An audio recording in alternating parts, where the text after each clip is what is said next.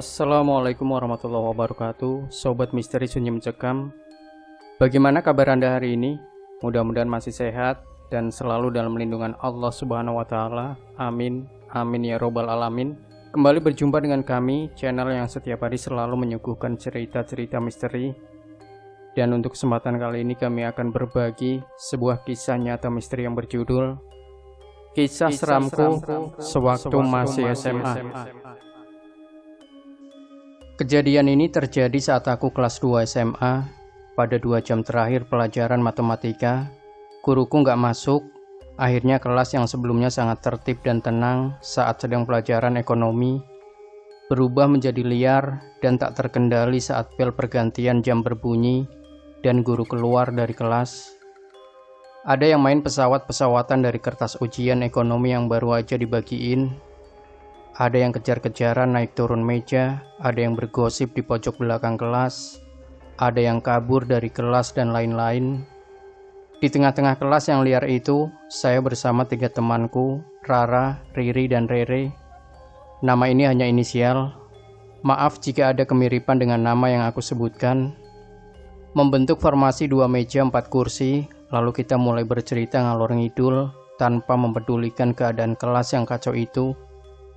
Awalnya kita cuma membicarakan hal garing seputar pacar baru Rere, ulangan ekonomi yang baru dibagiin. Waktu itu di kelasku yang lulus ulangan ekonomi cuma 5 orang dari 38 orang. Kolor tetangganya Rara yang tertiup angin dari jemuran, sampai akhirnya kita membahas soal penampakan yang ada di sekolah. Ceritanya kurang lebih begini. Temannya Rara dari kelas lain pernah ketemu Kunti di kamar mandi lantai 1. Terus yang terjadi selanjutnya bisa ditebak. Temannya Rara langsung hibrid keluar tanpa menoleh ke belakang. Menurut aku sih ceritanya lumayan serem. Tapi Riri yang belum pernah ngelihat setan atau hantu, apalah namanya itu, cuma berkata, "Kayak begituan kok kamu percaya? Mana ada setan nongol siang bolong." Setelah membahas kisah penampakan itu, kita menghabiskan sisa waktu 10 menit sebelum bel pulang berbunyi dengan melanjutkan kisah kolor yang tertiup angin. Keesokan harinya kita berempat masuk sekolah seperti biasa tanpa merasakan hal-hal yang aneh. Sampai akhirnya saat bel pulang berbunyi, teman saya Vivi menghampiri saya dan berkata, "Rupanya kamu sama Riri cepetan pulang ya, jangan terlalu lama di sekolah." Setelah itu Vivi meninggalkan saya yang masih cenggo mendengar perkataan dia. "Woi, ngapain lo bengong?" teriak Rere sambil menepuk pundak saya dari belakang. "Jangan ngagetin kayak gitu dong. Untung jantungku nggak copot," jawabku lalu keluar dari kelas bersama Rere. Pas saya nyampe di depan pintu masuk sekolah, Rara tiba-tiba nyamperin saya sambil ngomong, "Fa, aku harus remet Inggris nih. Tunggu bentar ya." Hari itu kita berempat rencananya pengen mampir ke toko bakmi yang udah sangat amat sering kita kunjungi. Saya cuma jawab, "Iya, cepetan ya." Lalu Rara langsung lari ke lantai 2 dan saya langsung nyamperin Riri sama Rere dan menyampaikan apa yang baru dibilang Rara. "Ya udah, temenin aku ke WC dong," kata Rere sambil meletakkan tasnya di pojok samping ruang tata usaha. Nyampe di WC kita bertiga cuma sisiran sambil berkaca. Setelah sisiran, Riri tiba-tiba bilang kalau dia mau pipis dulu. Jadilah saya sama Rere nunggu di depan pintu kamar mandi. Nggak lama kemudian terdengar jeritan kencang dari dalam kamar mandi. Mendengar itu saya langsung teriak, "Kenapa Ri?" Pintu kamar mandi terbuka, lalu Riri langsung mencengkram bau Rere sambil teriak histeris, "Tangan! Ada tangan!" Saya yang emang dasarnya bego langsung merespon, "Kenapa sama tangan?"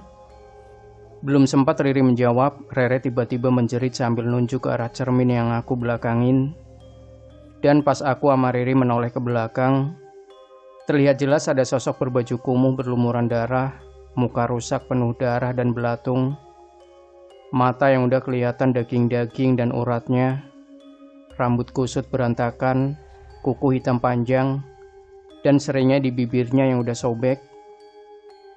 Jeritanku Rere dan Riri berpadu dengan nada tinggi, Pas tiba-tiba sosok itu bergerak seakan mau keluar dari cermin. Jantungku serasa berhenti, lututku benar-benar lemes. Dengan sisa tenaga yang aku miliki, aku mencoba kabur dari toilet itu bersama temanku. Keluar dari toilet itu, Rara datang nyamperin kita yang udah terduduk ngos-ngosan di samping toilet sambil berkata, "Wah, ngapain kamu di kamar mandi sampai ngos-ngosan begini?" Riri langsung menjawab, pikiran jangan ngeres mulu napa?" Belum sempat kita menjelaskan apa yang terjadi ke Rara, tiba-tiba Vivi nyamperin kita dan berkata, "Udah aku bilang, jangan lama-lama di sekolah." Saya yang masih lemes langsung nanya, "Kamu tahu tentang itu?" Vivi cuma menjawab, "Dia itu dulunya sekolah di sini. Dulunya tuh dia termasuk cewek populer seangkatannya. Dia juga punya kebiasaan berkaca lama-lama sambil mengagumi kecantikannya. Tapi beberapa tahun yang lalu, dia kecelakaan dan langsung meninggal di tempat. Dia nggak tenang. Gara-gara kecelakaan itu udah merusak wajahnya yang dulu selalu menjadi kebanggaannya." Aku, Riri, dan Rere terdiam antara percaya dan nggak percaya sama cerita dia. "Hah? Kamu pada ngomongin apa sih?"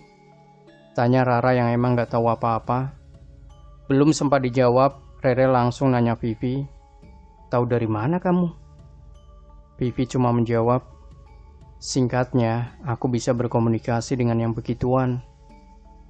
Lalu Vivi pergi meninggalkan kita berempat yang masih terdiam di situ. Rara pun membuka mulut dan berkata, "Remetnya diundur jadi besok. Kita jadi makan bakmi kan?" Aku pun menjawab, "Iya." Sambil bangkit berdiri, Rere dan Riri pun ikut berdiri.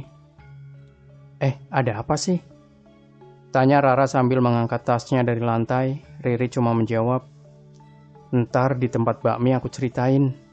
Kita pun langsung cabut menuju tempat bakmi dan memulai percakapan garing tak bermutu.